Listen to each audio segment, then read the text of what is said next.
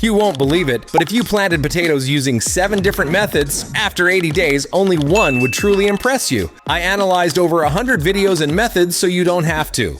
I'm breaking down all 7 methods across 5 key factors so you'll know exactly which one's worth your time this season. Method 1. Potatoes in buckets. This method looks ideal at first. It's compact, clean. You can grow it on a patio. Even beginners try it first. But the simplicity is misleading. The plant sprouts fast, leaves come in strong, everything looks healthy. Then heat hits, not extreme, just a few sunny days, and something shifts. Growth slows, the plant stops responding.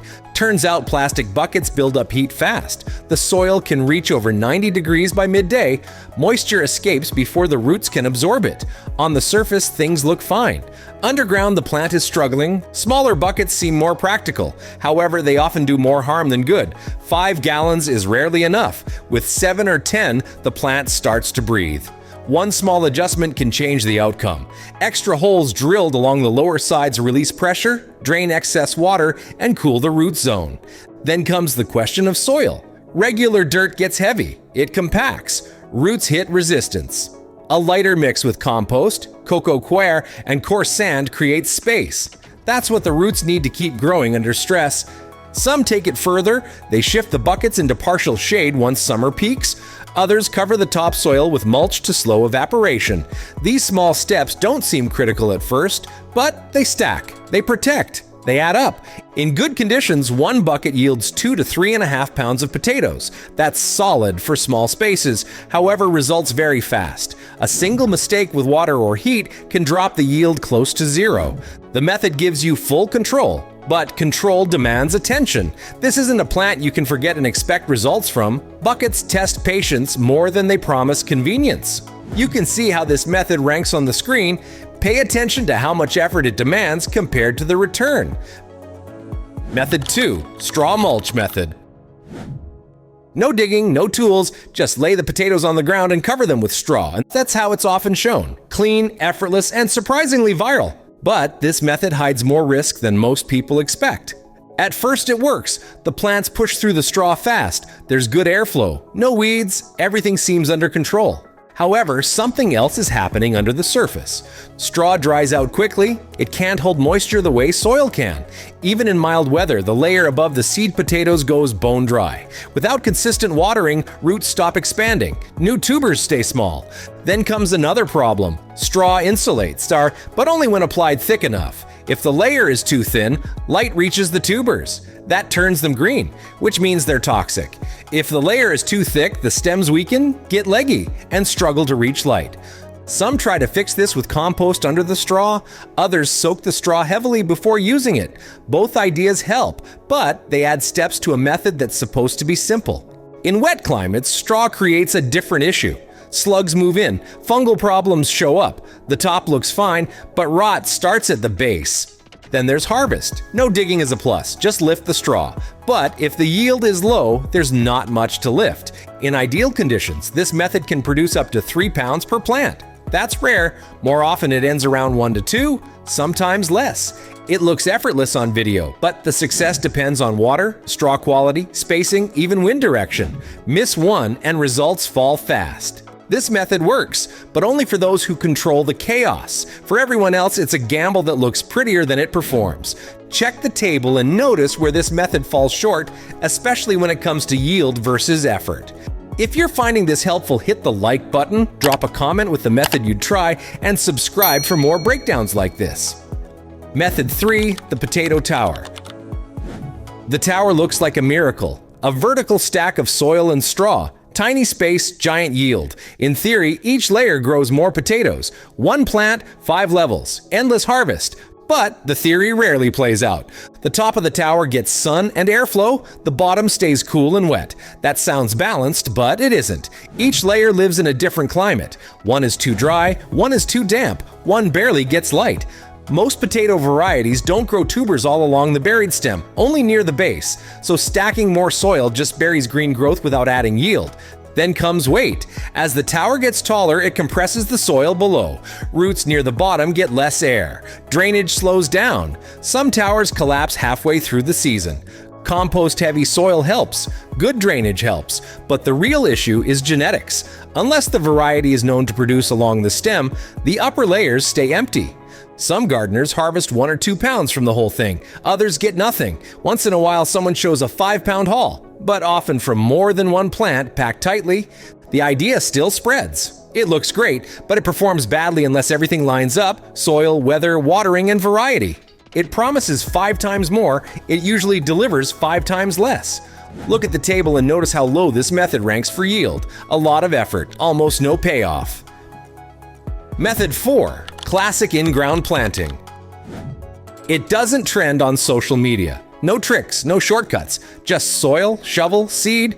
Most overlook it because it feels too basic, but the numbers say otherwise. This method gives potatoes exactly what they want: room to spread, stable temperatures, natural drainage, a rhythm they've evolved to trust. There's effort up front. The soil needs loosening, rocks need to go, beds need shaping, but once the ground is ready, it holds balance better than any container. Rain doesn't evaporate as fast, heat doesn't rise from the sides, and if the soil stays loose, roots grow fast and deep. That's where yields begin to shift. Spacing makes a huge difference. Too tight and tubers stay small. Too wide and space is wasted. About 12 inches apart seems to hit the sweet spot. Some add compost, others plant into hills to improve drainage. Most skip the mulch and regret it when weeds arrive. Pests are more common here, especially wireworms and beetles, but the soil also supports life that helps fight them back. When the system works, it feels quiet, nothing fancy, just steady growth. And then one day, a fork hits the ground and the earth gives back. Yields vary, but 4 to 5 pounds per plant isn't unusual. With good prep, even more. It's not flashy, but it works. Glance at the table and notice the balance. This method doesn't win every column, but it rarely loses any either. Method 5. Raised bed. It looks like in-ground planting, just higher, cleaner, a bit more organized, but that small elevation changes everything. The soil warms faster, that gives the plant a head start. Drainage improves, that protects roots after heavy rain, and weeds, there are fewer of them. What surprises most people is how much control this method gives. Depth, structure, soil blend, nothing's random. Everything is built. Beds can be filled with rich compost and light material from the start. No need to fix native soil or dig out rocks. That alone saves hours of trial and error. However, not all beds are equal. Too shallow and roots hit the bottom too soon. The best results come from beds at least 10 inches deep, ideally more. Moisture still matters. Raised beds lose water faster than ground-level soil. But with mulch and steady watering, the balance holds. Spacing is flexible. Rows or grids both work, and unlike containers, roots here have space to stretch without hitting walls. Yields are strong. 4 to 6 pounds per plant is realistic, especially with compost-rich soil. Harvest is easy. Fork goes in, soil lifts clean. Raised beds don't go viral, but they quietly outperform flashier methods, especially when time, structure, and consistency matter. Take a look at the table and notice how this method scores. It may not be the trendiest, but it's built for results.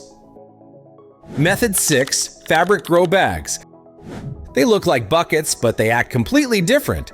Fabric bags breathe, air moves through the sides. That changes everything for the roots. Instead of circling inside plastic, roots hit air and stop, then they split. This creates more ends, more fine roots, more surface for absorbing nutrients. It's called air pruning, and it works. But breathability comes with a cost.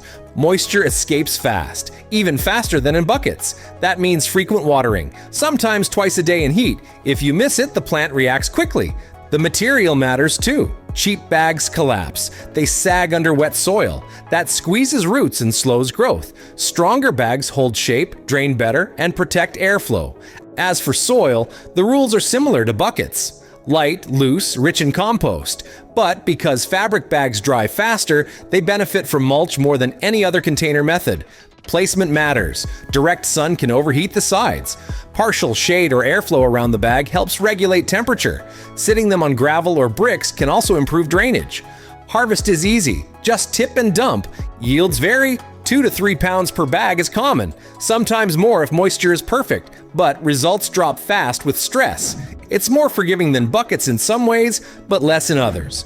Now check the table and compare it to buckets. Small changes in material lead to big changes in performance. Method 7, no dig, cardboard and compost. No tools, no digging, no turning soil, just cardboard, compost, and seed potatoes. That's the promise, and on the surface, it delivers. Lay the cardboard down to block weeds, pile on compost, plant, water, wait. Compared to other methods, it feels effortless. But simplicity depends on context.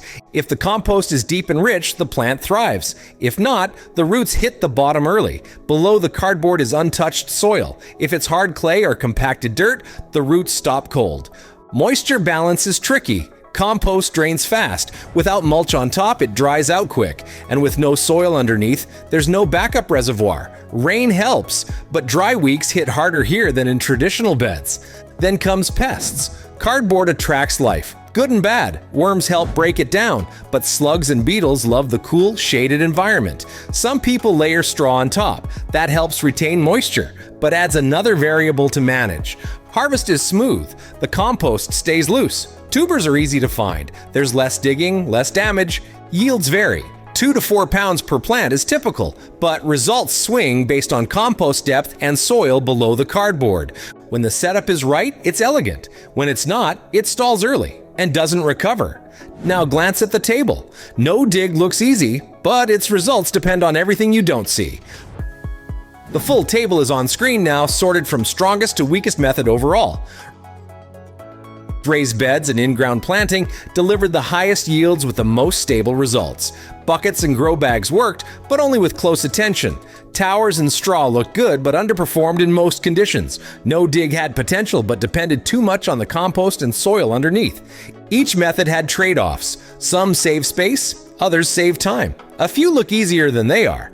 Now you've seen what works, what fails, and what only works on paper. Pick the method that fits your space, effort, and goals. The data's here. The choice is yours.